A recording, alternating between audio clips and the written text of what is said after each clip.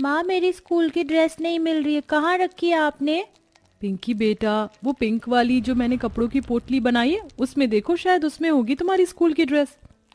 माँ पता नहीं, तो मेरे कपड़े धोकर कहाँ रख देती हो, मुझे कभी नहीं मिलते हैं, और जब मिलते हैं तो वो भी खराब होते हैं। स्कूल के सभी बच्चे मेरा बहुत मजाक बनाते हैं। बेटा एक बार अच्छे से देख लो, वहीं रखा है, मिल जाएगा, मैं अभी काम कर रही हूँ। माँ हम भी एक अलमारी ले लेते हैं ना, पूरे घर में सामान बिखरा पड़ा रहता है, हमेशा मेरी स्कूल की ड्रेस गायब हो जाती है, जिस वजह से मैं स्कूल जाने में लेट हो जाती हूँ। हाँ बेटा, हमने सोचा है कि इस दिवाली पर हम एक बेड और अलमारी लेंगे। बस कुछ ही महीनों की बात है, फिर हमारे पास भी बेड और अलमारी होगा। भाभी, दिवाली को आने में अभी बहुत समय है और आप इतने महीनों को कुछ दिनों की बात बोल रही हो, और मैं पिछले 1 साल से यही सुन रही हूँ कि इस दिवाली पर हम बेड और अलमारी लेंगे। अब तो पिंकी भी 10 साल की हो गई है। रीता बेटा, तू अपनी भाभी पर ऐसे नाराज हो रही है जैसे तेरी भाभी के पास पैसे का पेड़ लगा हो। अरे वो बेचारी कहाँ से लाएगी अलमारी और बेड? अरे रोड पर नहीं पड़ा है बेड और अलमारी जो ऐसे बोल रही है। माँ मैं कहाँ कह रही हूँ कि भाभी के पास पैसों का खजाना है, मैं तो बस इतना कह रही हूँ कि भाभी पिछले 2-3 सालों से बस पैसे ही जोड़ रही है। अगर हम इसी तरह से 1-1 रुपए जोड़ते रहे तो कभी भी अलमारी नहीं खरीद पाएंगे। ये नहीं कि उधार अलमारी ले लूं और धीरे धीरे पैसे चुकाती रहूं। रीता अपनी भाभी को खरी खोटी सुनाने लगती है। अपनी नंद और बेटी की बातें सुनकर दिशा को बहुत बुरा लगता है। अब इसी तरह से कुछ दिन बीत जाते हैं और अर्नव की सैलरी आती है। माँ इस बार तो भैया की पूरी सैलरी आई है, क्यों ना हम किस्तों पर अलमारी और बेड ले ले। रीता बेटा, इस महीने तो अलमारी लेना मुश्किल है, क्योंकि अर्नव की आधी सैलरी तो तेरे पापा के इलाज में चली जाएगी।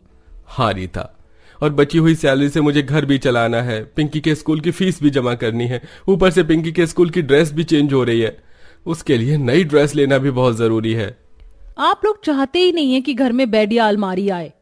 रीता अपने घर वालों से नाराज हो जाती है और चटाई बिछाकर सो जाती है।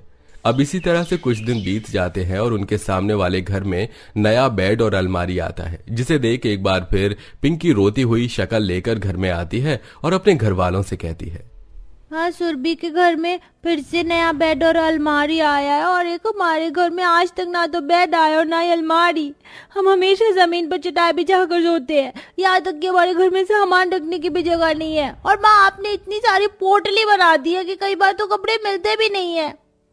पिंकी, यहाँ किसी से कुछ मत बोल, यहाँ कुछ भी बोलेगी तो सब अपना रोना सुनाने लगेंगे। मैंने इतना अच्छा आइडिया दिया है, वो तो इन्हें पसंद नहीं आ रहा, तुम्हारी बात क्या ही सुनेंगे। रीता बेटा, अगर तुझे इतनी ही ज्यादा जल्दी है बेड और अलमारी की, तो तू खुद पैसे जोड़कर क्यों नहीं ले आती? आखिर तू भी तो नौकरी कर रही है। पापा, अगर मैं भैया की तरह अच्छा कमा रही होती या घर का किराया नहीं भर रही होती तो मैं ही इस घर में बेड और अलमारी लेकर आती। तो बनो ना बेटा अपने भैया की तरह और उठाओ घर की सारी जिम्मेदारी। हर समय मुंह बनाकर रखने में कोई फायदा नहीं होता।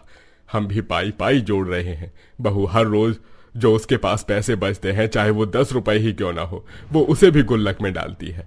कई बार तो बहू और अर्नब अपनी छोटी छोटी खुशियों को मार देते हैं ताकि इस घर में एक बेड और अलमारी ला सके और तुम्हारी जरूरत को पूरा कर सके, क्योंकि इस घर में बेड और अलमारी की सबसे ज्यादा जरूरत तुम्हें और पिंकी को है। अपने पिता की बातें सुनकर रीता चुप हो जाती है और फिर कभी अपने घर वालों को या अपने भैया भाभी को ताने नहीं देती और वो उनकी परिस्थितियों को समझने लगती है। भाभी, इस महीने मैंने 500 रुपए बचाए हैं और इसी से मैं इस बार खाने में या नए कपड़े लेने में खर्च नहीं करने वाली, इसलिए आप इसे भी गुल्लक में डाल लो, क्या पता इससे आपकी थोड़ी हेल्प मिल जाए।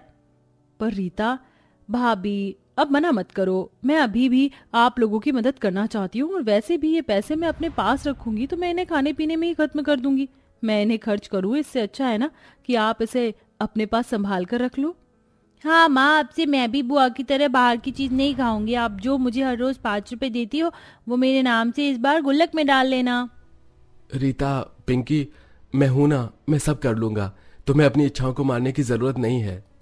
भैया मैं जानती हूँ आप सब कर लोगे, पर क्या हम इस घर के सदस्य नहीं हैं? मैंने देखा है आपको, आपके बहुत से कपड़े ऐसे हैं जो चूहे ने काट दिए हैं और आप उन्हें सिलवा कर पहन रहे हैं। भैया, जब आप अपने लिए नए कपड़े ना खरीद कर उन पैसों को जोड़ रहे हैं तो क्या मैं बाहर की चीजों पर कंट्रोल नहीं कर सकती? अरे बेटा रख दे, बाद में फिर मिले ना मिले।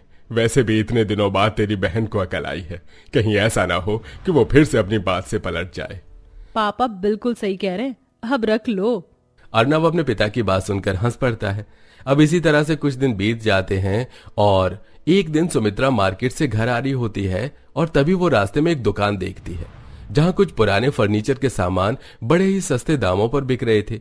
ये देख सुमित्रा घर आते ही अपने बेटे बहू से कहती है, बहू, बाहर नुक्कड़ पर बेड अलमारी की सेल लगी है, वहां पर सेकेंड हैंड सामान मिल रहा है, वो भी बड़े सस्ते दामों पर। मुझे लगता है कि हमारे पास इतने पैसे तो जमा हो गए होंगे कि हम बेड या अलमारी में से कोई एक सामान खरीद सकें।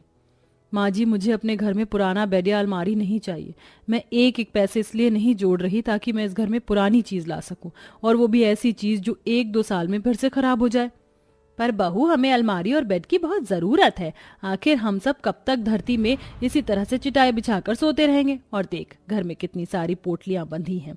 घर में अब चूहे भी इतने ज्यादा हो गए कि वो सारे कपड़े काट रहे हैं।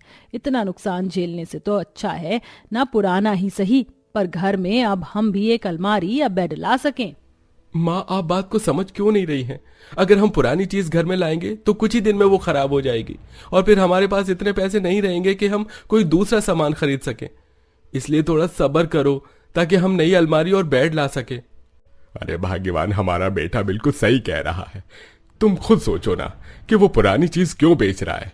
अरे अब वो उनके काम की नहीं रही, तभी तो वो पुराना सामान बेच रहे हैं। जब वो पुराना सामान उनके काम नहीं आ रहा तो वो हमारे क्या ही काम आएगा। माँ जी, पापा जी और अर्नव जी बिल्कुल सही कह रहे हैं, इसलिए अब आप ये जिद छोड़ दो। अलमारी और बेड तो हमें लेना ही है और वो हम जल्द ही ले लेंगे।